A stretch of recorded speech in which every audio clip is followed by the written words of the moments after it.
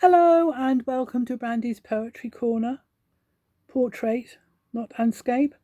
I've got up to the C's in the nation's favourite book of comic poems, and we have arrived at Lewis Carroll.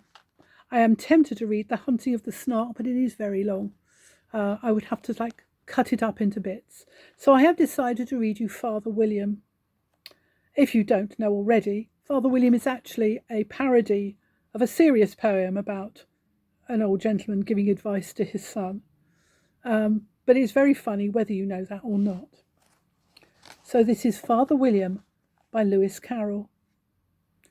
"You are old, Father William," the young man said, "and your hair has become very white. And yet you incessantly stand on your head. Do you think at your age this is right?" "In my youth," Father William replied to his son, "I feared it might injure the brain, but now that I'm perfectly sure I have none, why, I do it again and again." "You are old," said the youth, "as I mentioned before, and have grown most uncommonly fat. Yet you turned a back somersault in at the door. Pray, what is the reason for that?" "In my youth," said the sage, as he shook his grey locks, "I kept all my limbs very supple, by use of this ointment, 1 shilling a box. Allow me to sell you a couple." "You are old," said the youth, "and your jaws are too weak for anything tougher than suet. Yet you finished the goose with the bones and the beak. Pray, how did you manage to do it?"